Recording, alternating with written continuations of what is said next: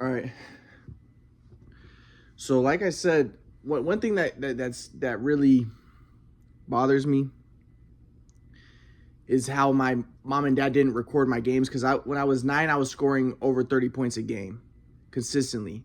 They're doing ISO plays. I was doing incredible. One of my mom's friends came to the game, and she said, "Does anybody on the team score except Ryan?" And we were the best team in the country. We won an AU national championship. When I was in the 8th grade, I was scoring 40 points a game consistently. But here's the problem: is my mom and dad, I think that they probably have sort of like issues, because my dad, he wanted to watch so bad and he didn't want to record. One, because I think he didn't want to make me nervous and he didn't want to make me play bad, because he's very superficial. He just wanted me to play good, and he didn't want to record because he wanted to watch so bad. And also, I think, maybe just the immaturity of, like, how some people, they get in a habit of doing something wrong, but they continue it because they don't want to admit they did it wrong. Here I am scoring over 30 points a game, and my dad's continuing not recording my games. But he maybe also never had a realization that I could benefit from those recordings. Because my dad's thinking, like, he's always going to be great. But then he gets a shoot rate machine and it messes up my shot, and then he's telling me to do the wrong thing. He ends up destroying me. So, and also my mom, when I was when I was 9 years old, when I was 10 years old at AU Nationals, I remember my mom recorded one of my games. Now, my dad had other recordings, but he would get rid of them if I didn't score like 30 points in the game. My dad just he was very superficial. I could have benefited from all those to study the swag flow, but I'm not going to get into details about that. But, my dad just, he only wanted to save games if I scored like 30 points or 20 something points. And most of those games are lost, so I'll get to when they were lost. But my mom recorded one of my games when I was like 10, and I remember after the game, we were watching it, and my mom missed me making one of my layups, and I was like, "Mom, you missed my layup." But that's normal. I'm a 10-year-old kid. But my mom goes, "Oh my God!" She's like, I'm not gonna record anymore. I don't want to make mistakes." She has anxiety issues. She's an adult. She should be able to control her anxiety. If I'm a 10-year-old kid and I got upset because she missed me making one of my layups, not a big deal. But the fact that my mom wouldn't record my games, my grandpa said my mom is very immature. And my mom does have mental problems, so I'll get to that. My mom does have serious mental problems. But the fact that she's, "Oh my God, I'm not going to record anymore because I don't want to make mistakes." And she was like this with everything. And this is the thing is, I was the best at everything. I was the best at soccer, the best at everything. Best at soccer, baseball. I was in handball. I was the best at school, where they wouldn't even let me play with the other kids because I would be dominating so much. Kickball, everything. I was always the best. And I was even the best at everything academic, so like mathematics. I remember I would always score the best, where I would get the highest grades. But my mom wouldn't put me in the highest, didn't want me to go to the highest things, because she didn't want me to be anxious. So she would put me in the lower classes. I would have benefited from being in the higher classes, especially since I was good enough to do it. But I don't think it was because you see, my mom said, because Ryan's sensitive and I don't want him to be anxious. No, I should have been pushed. I don't want to be anxious. I was the best at basketball. I was winning national championships. I was always scoring game-winning points. It wasn't me. It was my fucking mom. She's the one who didn't want to be anxious. I don't want to make a mistake. And I won't record. So I am scoring 30 points a game, 40 points a game. The best, considered, coaches said I was the best player in the nation. And my mom's not recording because she doesn't want to make any mistakes and she's too anxious. Dude, she's screwed up. She's a bad mom. And I'll get to how, it's horrifying what she ended up doing to me. It's absolutely petrifying what she ended up doing to me. So I'll get to this. So she's not recording my games. I'm scoring 30 points a game, 40 points a game. Ask anybody. Considered by coaches who were the best coaches, coached NBA players, all these NBA players. They were saying I was the best player they ever coached. And my mom's not recording any of my games because she doesn't want to make any mistakes. But again, it's that immaturity where, she hasn't recorded 30 games of me scoring 30 points. So she's not going to start now, because then she'd have to admit that she made a mistake. And my mom probably has a narcissism type of she has some sort of stupidity mindset. She's stupid. She's a stupid person. So I'll get to the evil stuff that she ends up doing. But so she didn't record my games. So I could have really benefited from those games. But I could have studied the swag flow. But again, I'm not going to go into details. At this point in college, this is my freshman year of college, I didn't understand. I didn't even know what the swag flow was. I still had the swag flow because I didn't know what it was, so I'm not going to get into that. But I started studying the videos of when I was younger. This is my freshman year of college. Actually, it was me. It was my 10th grade. I asked my mom, "Can you give me my basketball videos that I have?" And my mom gave me the basketball videos. She didn't want to give me them because she said that I might lose them, but she was right. Sometimes she's correct, and a lot of them ended up being lost. But it's not necessarily my fault. A lot of it was my mom's fault and my dad's fault. So I'll get to that. But I started studying the videos, and like I said, one of the things I did like in the videos was I noticed I would be side skipping all the time. Like I'd side skip and I'd catch it, already side skipping in the air, and it would give me a momentum. So I'd be like, catch it, and I'd catch it in the air and then go, right? I'd be doing all the time side skipping. So even while I was playing defense, like I would step right this, and then go like this, and then I'd be side skipping. Step, go like this, and be side skipping. That's one thing I did. So another thing I started studying the moves I was doing. So like I said, I was at UCSD. I was playing on the basketball team at UCSD, but I was the worst player on the team because my dad had messed up my shot with the shoot away machine where I was picking the ball off the rack, and my dad was telling me, spin into shots. Whereas before, I didn't have a rack. He would just pass me, and I would just move into shots, and I'd be sideways. But my dad would tell me, oh, pick the ball off the rack, and then spin into it. Because I have to move forward picking the ball off of the rack. And at first, I was moving forward, I was going straight, and it made me square.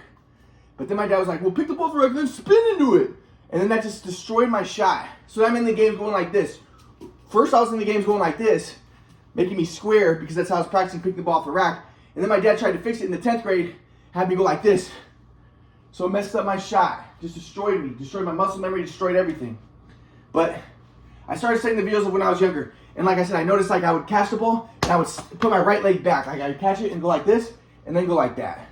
I'd catch it and then go right leg back, catch it, right leg back, and then go like that. Whereas before, when I was at UCSD, I was catching the ball and moving straight forward and going like this. And it had a terrible shot because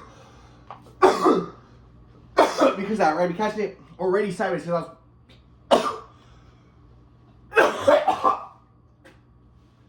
last time I was practicing picking the ball off the rack, I would just be catching like this, picking the ball off the rack, and so I'd catch the ball and practice and go like this, be like this. So at this point, I started moving in shots better, and I started noticing other things I did in the video. So like one thing I did, like I had this one move where I went like this. I dribbled from my right hand to my left hand, and I jumped in the air with my right leg like this. And then I drove like that. So I saw that I had the momentum. So I started doing that in my practice at UCSD. And like I said, the coach was going to put me in the game. And I probably would have done decent at UCSD if I would have started playing after studying the videos. But I decided to quit. And like I said, part of the reason why I decided to quit was because I saw myself as the Messiah. I knew I was the Messiah. I knew I was going to discover the theory of everything. Even though I guess I didn't know I was going to discover the theory of everything. But I knew I was the Messiah my whole life. Something told me that. So I didn't want to play in the games and not play well, because I was thinking like, I'm the Messiah, like I can't be going in the games and not play good. And at the time, like I said, my game was still a little bit messed up, but I started fixing it. Because in the 10th grade, or my sophomore year of college, I started studying the videos. So like I noticed that I was dribbling with my right hand, I dribbled with my left hand, jumped, and then I did a crossover left to right and then drove. So I was like this, right hand do, and I drove like that, right? So you can do the same thing like this. You go like this, and then go. Okay, that was like one thing I noticed. I was like, okay. And then I had another move where I was dribbling like this, and I dribbled from my right hand. Let's see if I can use my basketball. I dribbled from my right hand, and then went like this. Hold on. So like that last one, I dribbled like this, and then jumped, and then drove like that. So I was like this, and I jumped, and then I drove like that. And then the other one, like I was dribbling, and I dribbled like this, and I kind of like did a stutter step. So like this, and then I went like this. So after the stutter step, the ball went to my left hand, and then you see I kind of go like this, and then I drove. So I started duplicating this stuff. I said exactly what I did in the video. Like I said, at first, I was trying to see how I did this move where I went like this, and then drove like that. But I couldn't duplicate it. So I just looked at the video, and I did exactly what I did in the video. I dribbled like this, and then I dribbled like this, and then I stepped back and went like that. Then I drove forward. So then I started, I did the other thing where I went like that, and then I went like that. So I started studying these moves I was doing. And then I was looking at another move I did where I was dribbling like this, and I jumped off my left leg, and then I drove like that. I did a jump So I was going at an angle like this, and I jumped off my left leg, and then I drove like that. And it gave me that momentum, it gave me that speed. These are moves I was doing when I was the best player in the country, right? So, and then I saw another move I did where I drove to the basket and I jumped off my right leg and I did a skip like this. I went like this and did a skip and then did a layup. So I drove it in, went like this. So I started duplicating. So then I was at practice at UCSD. Like right before this, I was the worst player on the team. And then all of a sudden the coaches were like, "Hey, Ryan started kind of playing good." Because I was catching the ball and instead of catching it and going like this, I was catching the ball and stepping, put my right leg back like I saw in the videos. And then was doing this, right? And I was starting to do those moves. Or I'll be dribbling, I'll be side skipping, and then I drive, right? Or like I said, I would, do like this. I saw myself in the video. I stepped like this with my right leg, and then I did a skip off my right leg, and then shot. So I started duplicating what I was looking at in the videos, like that, and then shot. Other things I did. There was another move I did where I caught the ball, and instead of, one thing I did was I caught the ball, and I jumped in the air, right? You see, when I would catch the ball, I would already be in the air. And then I would already be in the air, and then I'd shoot. So I would be in the air, and my right leg would be back, jump. I'd be hopping back, like I'd be moving backwards, right? The ball would come to me, and I'd jump, and then shoot like that.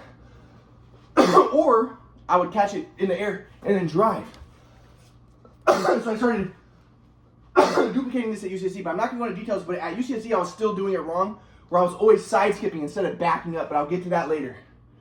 So I was starting to study the videos, and I started to fix stuff. So I was like, okay. And another thing I did, like I remember there's one move, I went like this, and I brought my right leg forward like this, and then I went between my legs. So I was dribbling like this, and I went like this, right leg forward, and then did it between legs and then drove. So it was like this, right leg forward, boom, boom. Like this, right leg forward, and then I went like that. It's like, and then I drove. So I started studying these things I did unconsciously when I was younger. I'm trying to think of like other things I did. So I studied like the jab step I did. Oh, another thing I did was I caught the ball, and instead of catching it and like driving, I caught the ball, and then I did an immediate crossover like this, and I drove to the basket. And I started doing this in my practice, or at UCSD. And all of a sudden I was playing way better, because I was studying the things I did unconsciously from the videos I had. But like I said, the sad thing was I had so few videos of when I was younger because my mom and dad, my grandpa even admitted it. He told me, your mom and dad were selfish. Yeah, you were scoring 30, 40 points a game. They should have recorded you. But like I said, my dad wanted to watch, and he couldn't record and watch at the same time. And also he didn't want to make me nervous because he wanted me to play good so bad. But then, he ended up screwing everything up. And my mom was too anxious. She didn't want to make any mistakes. And the other thing is I think that because they already made so many mistakes of not recording, they're too immature to admit they made a mistake and to start recording. So it's mental issues for my mom and dad. And I'll get to the horrifying things I had to face after this. So I'm studying this stuff. I'm at UCSD and I'm studying the things. Like one other thing I did was like I was dribbling and I did like a skip like this. Or I think I did a skip like this. And then I did a skip like this, and then I went up for a layup. So I was like doing these skip moves where I was like, I skipped like this, and then I went like this, and I went up for a layup. And like when I would be playing, I would be skipping all the time. Like I'd be skipping like this, and then I'd catch it, and I'd already be skipping, and then like just like off the skip, I'd catch it, skip, and then turn, and then shoot sideways like. So I started duplicating what I did. Whereas like when I was with the shooting machine, I was never skipping and having my leg back and then doing this. When I had the shooting machine, I just catch the ball and go like this. And shoot, because that's how I was practicing picking the ball off the rack, and that's what made me square. But then my dad was like, don't shoot square, spin into it, and then just totally screwed up my shot. But then I'm looking at the videos, and I started to fix my shot a little bit, but still was messed up at this time, and I'll get to why I was still messed up, because I was still constantly side skipping in the shots, and every time I shot the ball, I would put my right leg back, like that. I hadn't really quite figured things out completely at this point. But This is when I was in college. So I started studying that. This is at UCSD, right? So that's a little bit of what was going on. And I started to fix my game. But like I said, the coach was going to put me in the game. My freshman year, I redshirted. My sophomore year, I didn't play my first 2 games. But then I got the basketball videos from my parents, and I started studying them. And then, like I said, I was in practice and the coaches were like, my teammates were like, hey, good move, Ryan. Yeah, good job. Because I started to play good. Because I started studying the videos and I started trying to duplicate what I did in those videos. Like another thing I did was like in the videos, like I saw how I would do spin moves. These are, like I said, I was the best player in the country, and I started duplicating. Like I would do a spin move where I would hop off this leg and then go like that, right? And just stuff like that. Yeah. So the coach was gonna put me in the game. This is the third game of the season because I started playing decent because I was looking at the videos and I started to fix my shot a little bit. I was playing decent, and I had the videos at that point, right? Most of them would be lost, so I'll get to that when most of the videos are lost after my parents abandoned me after I showed them the quadrant model, and they didn't believe it. And they abandoned me, and I'll get to all the tragedies and the horrifying things I had to go through. If I had their support and if I had decent, normal parents at all, but like I said, they were traumatized by high school. And my thesis is that they have post-traumatic stress disorder from all the abuse they did to me.